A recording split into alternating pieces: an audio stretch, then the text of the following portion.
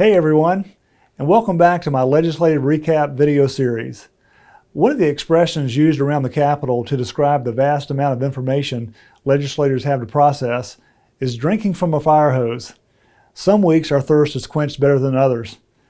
In order to learn about and deliberate on more than 1,000 bills on topics ranging from A+ scholarships to zoning restrictions, we rely heavily on constituents for information and guidance. We also depend upon our constituents to weigh in on matters that are important to them, particularly during public hearings. When I presented Senate Bill 134 to the Education and Workforce Development Committee on February 7, I submitted over 250 written testimonials from our community voicing support for the Vulnerable Child Compassion and Protection Act. My bill prohibits school nurses, counselors, teachers, administrators, and other personnel from discussing gender identity or sexual orientation with a student without prior consent from the parent. I filed this legislation to protect children from conversations which I believe should take place in the home with loving parents who have the child's best interests at heart. Children are easily influenced and susceptible to believing what they hear from peers. Sexuality is hard enough to talk about with kids without the added distractions of outside influences and difficult terminology. I firmly believe home is a place, not school, where the setting is appropriate for these important discussions. We must protect kids, not confuse them. Fortunately, the committee passed this measure on February 14. On February 8, I had the pleasure of explaining Senate Bill 204, a proposal to repeal the Certificate of Need law. I filed similar legislation last year, but it didn't make it to the governor's desk.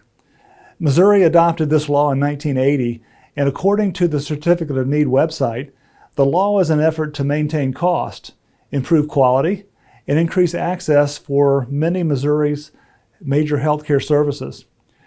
I proceeded to explain how the Federal Trade Commission and the Antitrust Division of the Department of Justice agreed. Certificate of Need programs are not successful in containing healthcare costs, and they pose serious antitrust risks that usually outweigh their purported benefits.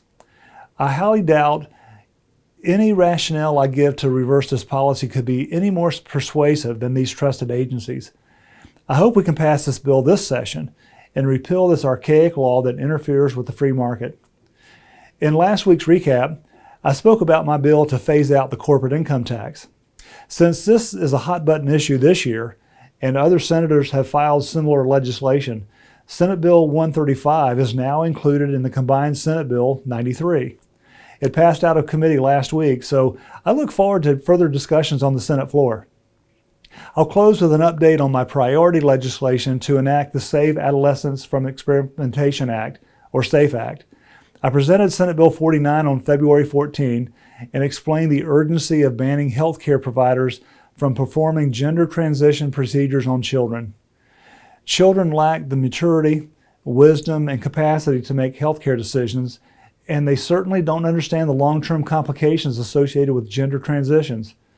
Doctors take an oath to do no harm, but from what I've seen and heard and researched, these procedures can cause irreparable damage to kids, and I believe we must protect Missouri's kids from these life-altering, potentially perilous surgeries.